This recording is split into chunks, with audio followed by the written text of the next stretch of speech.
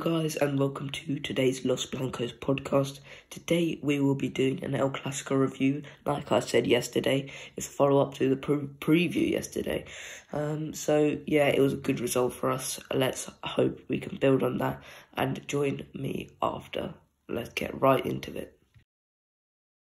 Okay, so what we're going to do today is a little bit of a review of yesterday's game, which many found quite good, but it wasn't really an El Clasico classic, which, it hasn't happened in a few years, where we've had like a proper game where people are thinking, oh, we're going to remember this one for years to come. I think that's got to do with, the reputation of El Clasico going down in recent years, with obviously Messi's departure, Ronaldo's departure, and many others like that. So I think, the hype going up from like the global media rather than just the Spanish media, and on either side of Real Madrid and Barcelona, it wasn't hyped up to be the game of the season, really, like it normally is. It was just like branded as, oh, there's an El Clasico this weekend. I think we've got to look out for that one. But I think, alongside some of Europe's other big games, such as Man United, Liverpool, Marseille, PSG, Inter, Juventus, I think, this El Clasico was left behind a bit. So what did you think coming up to yesterday's El Clasico? Okay, yes, coming up to the game, of course, the game has lost a bit of its sting, and that's because many of the coaches, especially some managers, has left. I think football has moved on a bit as more teams are getting better around the world, and especially in England, where a lot of the big teams and the big names are in England. In Spain, in Barcelona and Real Madrid especially, they're not many big names compared to the ones in England, for example, in Manchester United, Liverpool yesterday, or for example, even in, let's just say, a Chelsea, Man City. All of the big names are in England, of course. So definitely most of the attention will be in English games, and especially when Neymar left, then Ronaldo, Messi, and of course Iniesta before Neymar.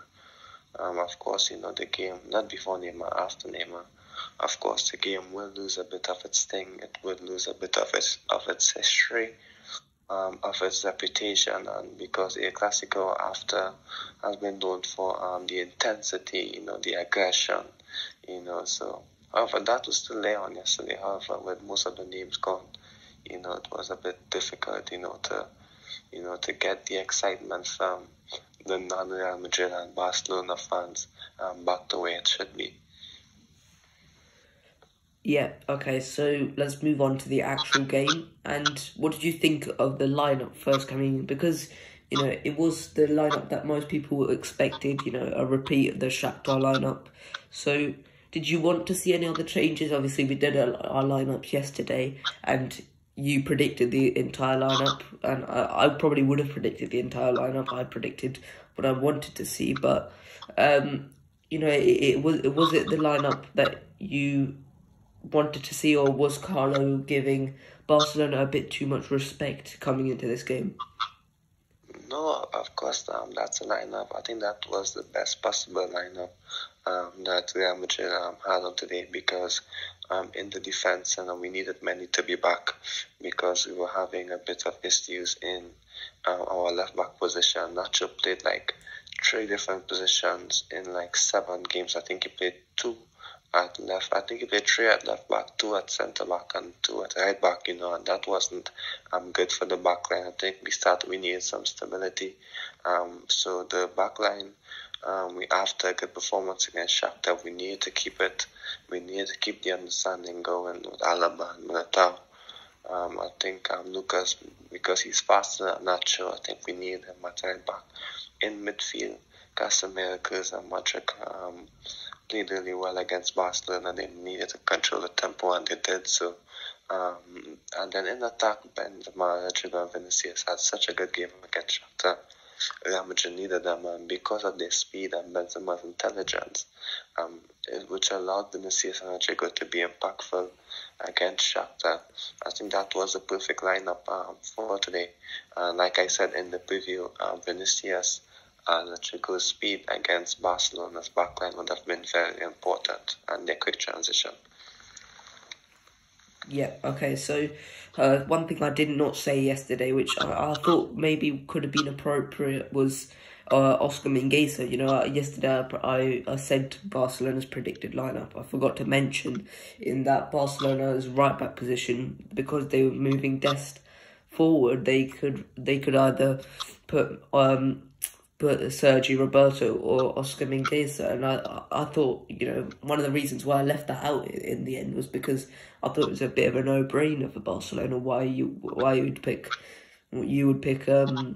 Sergi Roberto over Oscar Mingueza, purely because he's a better player. But you know, Oscar Mingueza, it just seemed like suicide from Barcelona's point just to put him at right back against Vinicius. You know, with that direct running, there was no way Oscar Mingueza was coming out this game, you know, alive, because he's just not good enough at this level. So, do you think that matchup between Oscar Mingueza was exploited properly, or do you think, you know, we could have tried better to isolate them, Vinicius and Oscar Mingueza, to try and exploit even worse, you know, problems at that right back position for Barcelona? It actually gave Real Madrid a lot of confidence on the left with Vinicius, because he knew that he was faster than Mingueza. Real Madrid knew that there was an opportunity down Barcelona's right channel between Mingueza and the centre back. A lot of balls was played in there to Benzema, especially to Vinicius, and you could have seen when Vinicius received the ball how confident he was. He knew that there was a chance. He would keep driving at him. There was early in the game where he just turned them quite easily and moved into the box and nearly won a penalty. Maybe he went down a bit too easily, so it wasn't a penalty, but most of the chances came from that channel with Vinicius. He's faster. I think that was the big mistake from Barcelona. On last year, they played Serginho Dest at fullback against Vinicius, and Vinicius was contained quite well because one of Vinicius's main attribute is his speed. And even though he can beat you with his tricks and his quick feet, if you have your speed to recover, then that's going to be good. And Barcelona didn't have that. Serginho Dest was high up the pitch. It was difficult for him to assist Mingueza, just like how Jordi Alba did well against Rodrigo on last night. You know, Barcelona lacked that on the right-hand side, so they played into Real Madrid hands on yesterday. Yeah, okay, so another thing I want to highlight is the midfields. Now, the two midfields, you know, they could not compare because of the fact that Pedri was not available for this match. So that's a key part of Barcelona's midfield gone right there. So I think, you know, they've had to play Gavi, Busquets and De Jong. So, you know, against Kroos, Modric and Casemiro, it's a real mismatch, really. I think that Kroos especially played, you know, really, really well. He dictated the tempo of the game, which I think, you know, he had to do. Otherwise, Busquets, you know, giving Busquets the control of the game is not a good idea whatsoever. So I think, you know, we played well in that regard. I saw a stat that came up on the screen where it said Toni Kroos completed 45 passes and Gavi, he only completed 15, and that really shows how poor Barcelona were in the centre of the park and how good we were. So, do you think Carlo did well to dictate the game in the midfield, or do you think, you know, maybe we should have gone for a more athletic, more physically able midfield in that game? Well, actually, in relation to the midfield, I think, like you said, Toni Kroos controlled the game really well. Even Casemiro was good in possession, I thought, on yesterday. Luka Modric as well. I think that because of the Shakhtar game, how great we was in controlling the game, Carlo Ancelotti knew that this was a midfield to win on today because of how important Toni Kroos will be to control the game against Barcelona, not allowing Barcelona to dictate the game. I think that the STU was previously, in terms of the midfield, was that we didn't have a proper system to allow the midfield the opportunity to shine with the outlets that they have. Sometimes the system that we played, the midfield would just be overrun with Casemiro, Kroos, and Modric in there. I think with Vinicius and Rodrigo in the team, it made it so much easier defensively as well for them. And we spoke about this in last week's podcast before the Shakhtar Donetsk game when you asked me who would I be playing on the wings, and I said Vinicius and Rodrigo because their enthusiasm and their work rate is so important, not just in attack but for the defense, for the midfield. It allows the midfield more time and more opportunities because of how hard that these players work. So I think it's about the entire system that Carlo Ancelotti utilized on yesterday. Which gave the midfield opportunities to shine as well. Yeah, I agree with you.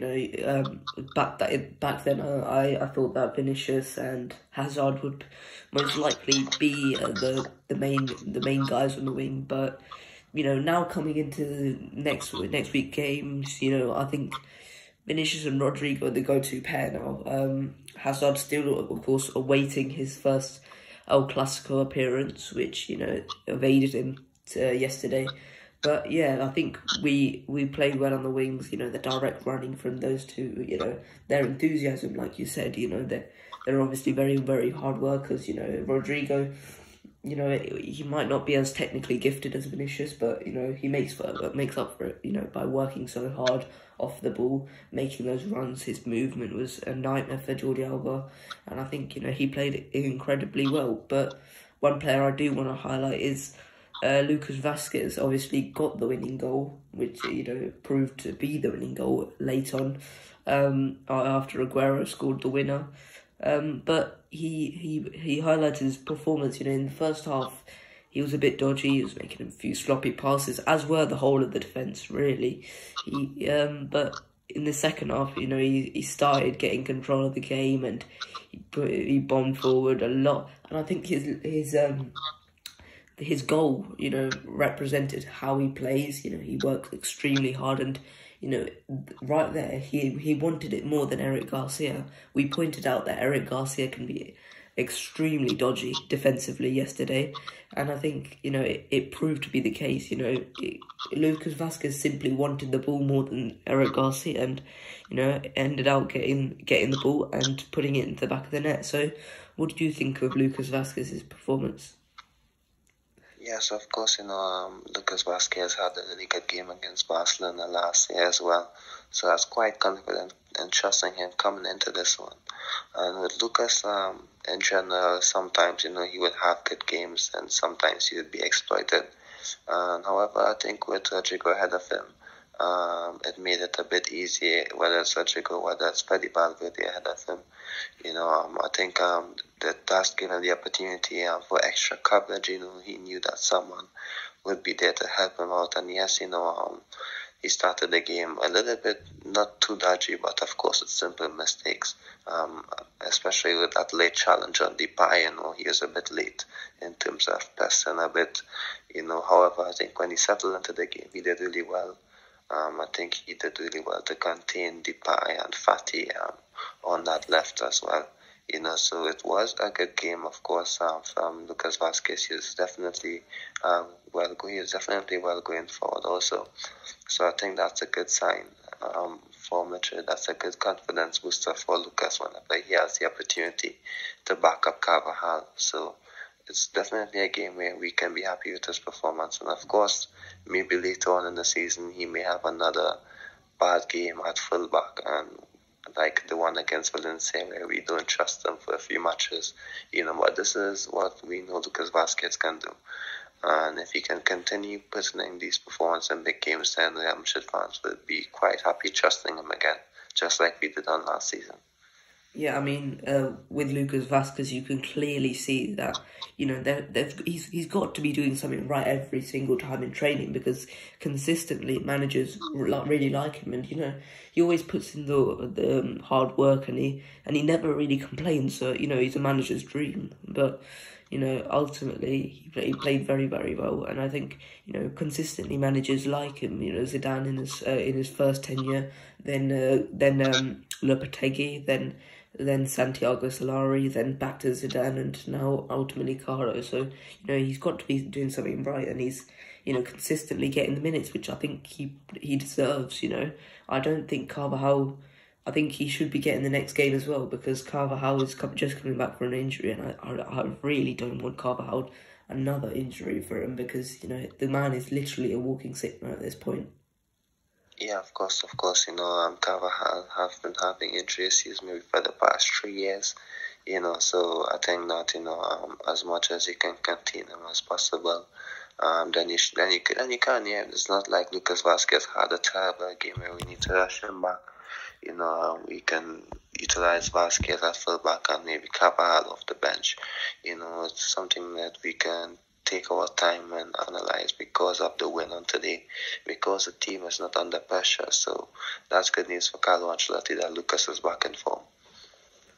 Yeah, okay, so let's move on to our next point of action, which was how we dealt with Ansu Fati and Memphis Depay. Now, basically, we highlighted them two as the main threats of Barcelona this season. You know, we obviously know that, but I don't think we dealt with them. They dealt with themselves, because I think, you know, them two playing with each other, just, you know, it doesn't work, to be honest. You know, they step on each other's toes too much, you know. They're similar kinds of players, and I think, you know, they both want to play in the same position. It just doesn't work for Barcelona, and I think, you know, Koeman didn't understand that, and he took off the one that was ultimately the one that, you know, could have impacted the game, which was good for us. I mean, it was poor from Barcelona's viewpoint, you know. Ansu Fati was dangerous at some points. Memphis Depay, I think we stopped him pretty well. I don't think he had too much to say in the game. But so, how do you think we dealt with Ansu Fati and Memphis Depay? Yes, quite well. You know, of course, in football, the opponent will have a few chances to score. They will cause a few problems, you know, and it's according to how good you can contain them for the majority of the game, because, of course, there will be that odd moment where we give the chance. And on the counter attack with the Serginho Dest opportunity, it was Fati who was clear on the left hand side, who squared it to Serginho Dest to miss that chance.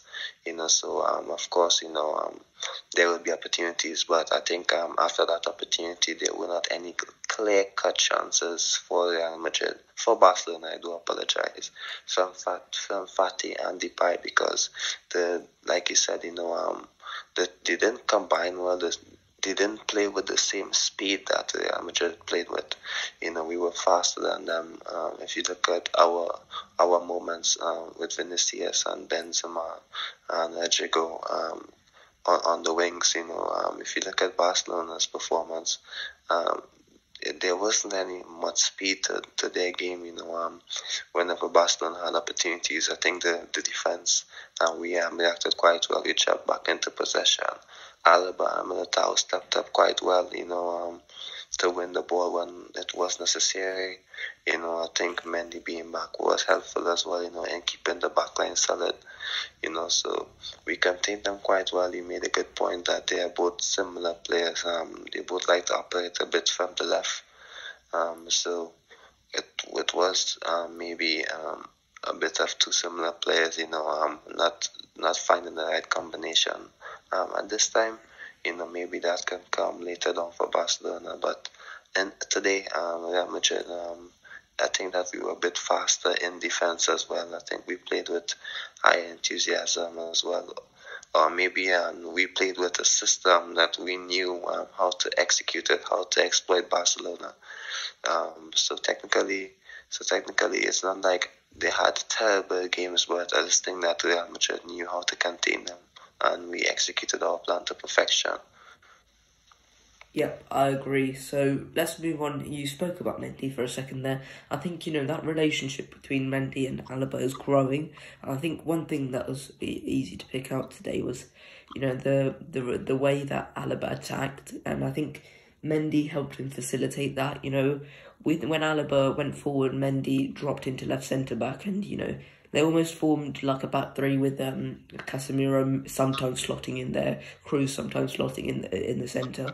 So I think allowing Alaba to bomb forward and overlap Mendy. I think having that overlapping centre back is a real threat, especially with someone like Alaba who's so good technically. And as you saw today, it resulted in a goal. It was a fantastic finish from Alaba.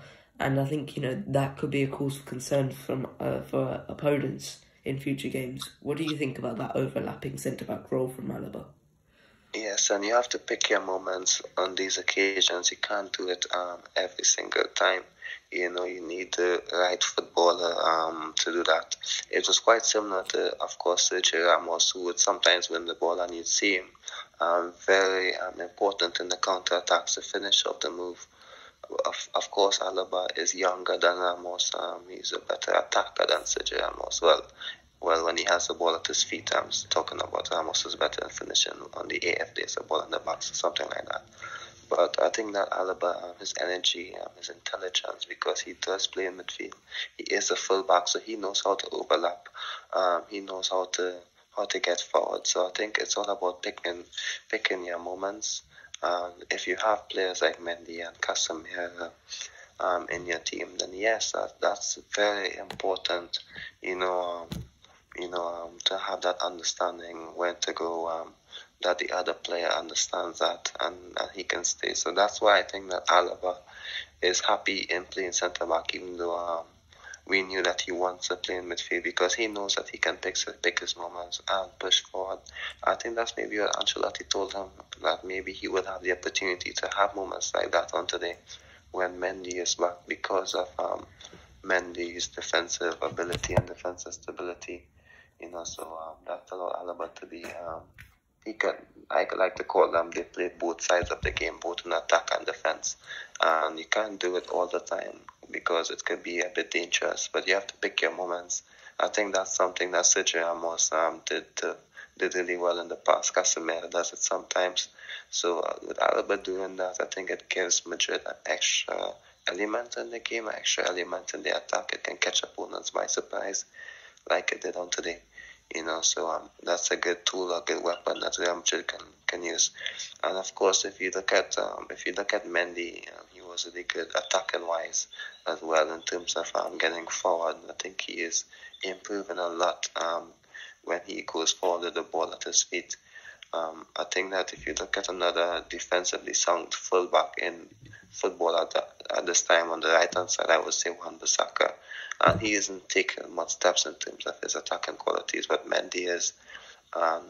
Sometimes when Mendy drives the ball forward, sometimes I would think, is that Vinicius or that's Mendy? Then I realize it's Mendy just by the way he keeps the ball on his left foot, but he's getting a bit more confident.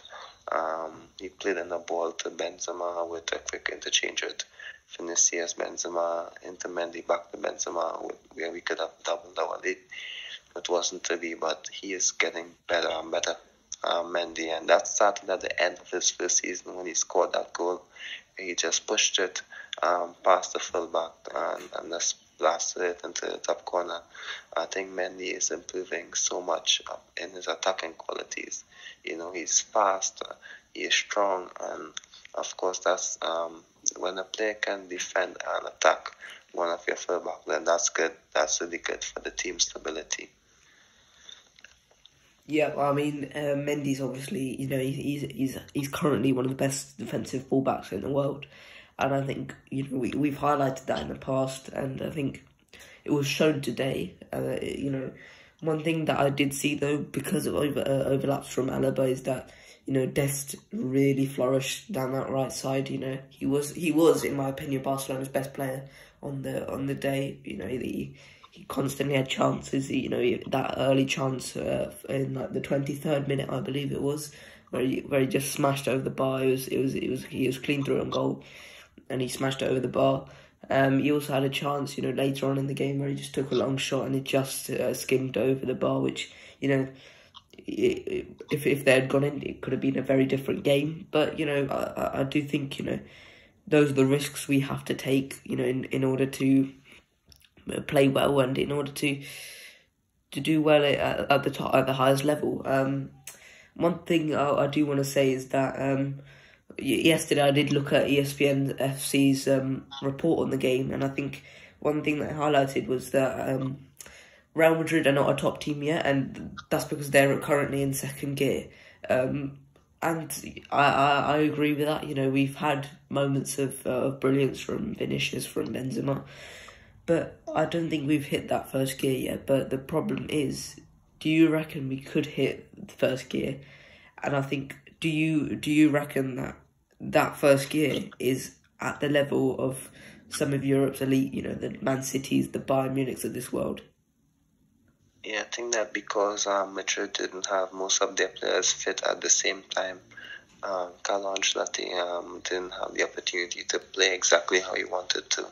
And if, for example, we have those players, then we can hit those. Then we can hit that second gear, and then we can understand how high the team ceiling is and what needs to be worked on, because you only can improve the team once you have the team at full strength, to understand how far the team can go, how good the performance level can be.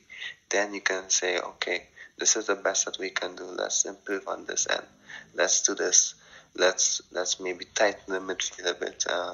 Sometimes, our midfield are a bit slow. I'm just making a suggestion, or a random suggestion. That's maybe our midfield is a bit slow in the 70th minute. That's why we have Camavinga and Freddy off the bench.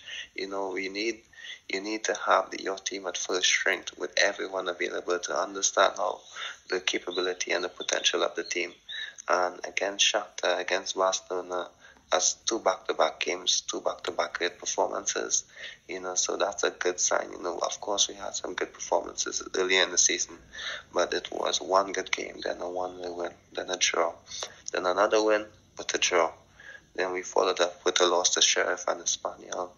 However, now we had two really solid games, defensively, in attack, in midfield. I think it was such an all-round performance that you can say, this team can start to take steps forward, and if other players can continue to contribute, like Marco Asensio came on and he did yesterday in terms of that counter-attack.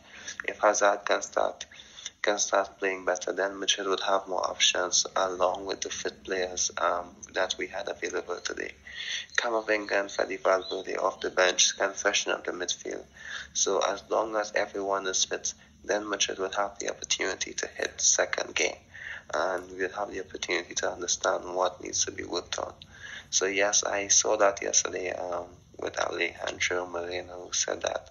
But I just think that we definitely have a strong core of players who can assist us in maintaining that sustainability even when players are injured. However, more players need to continue stepping up, and that's the difference from this season and last season, why we can be a bit more confident, because more players are stepping up. We have that extra bit of quality that we lacked last year, like we mentioned so many times. So we are starting to go off slowly.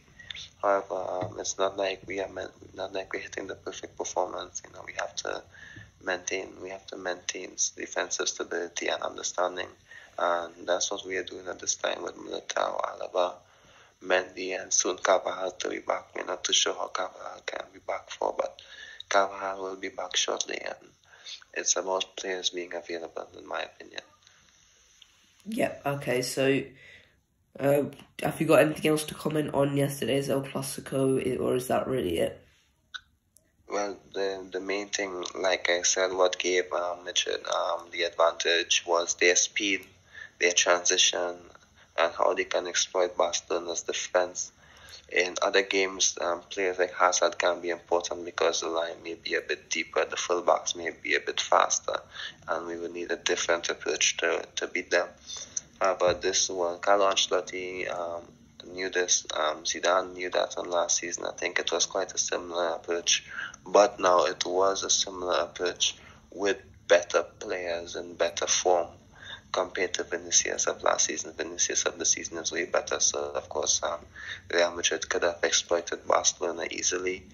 And finally, before my last point would be that I think that you will give away a few chances and stuff, but it's how you understand and interpret the game. And I think after the Serginho Dest opportunity, when Barcelona had a chance to shoot, I think that Real Madrid closed them down so quickly, closed down any opportunity, and that was especially in the Real Madrid goal when opportunity on top the box for Barcelona. Alaba snapped out the danger, and then the counter attack from the Alaba threw it forward. Vinicius had to go back to Alaba again.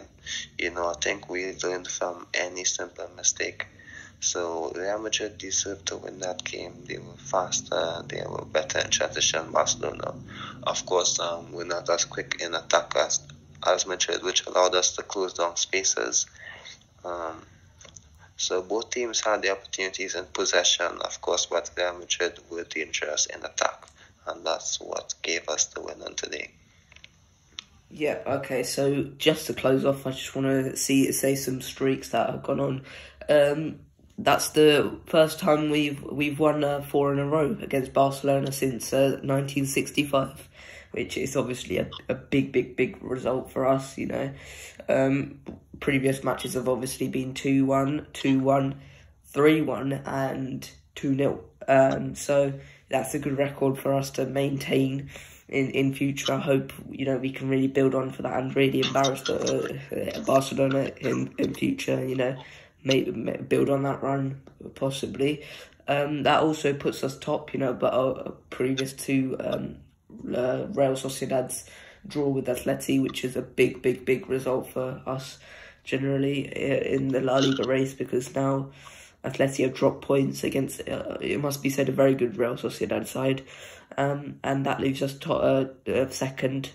And also Barcelona, they're currently 8th in the league, and it isn't looking good for Koeman to keep his job at this moment in time. However, Barcelona do not have enough money to sack Koeman. And before we sign out, that injury Valverde had, it was just a bit of discomfort in his right knee. He had to come off, otherwise, it wouldn't have been, the intensity wouldn't have been good for him. So he had to come on for that. And Thibaut Courtois' injury, it was just, a bit of a time-wasting act there. And Vinicius just has a little bit of a knock, so that wouldn't be too much of a problem. So let's hope we can continue our La Liga season in style. Let's hope we can get into that first gear that I previously mentioned, and let's hope this ends up being a good season. This could be the start of a very good streak for us. So let's hope that happens. Yeah, thanks you guys for watching, and I'll see you guys later. Bye bye.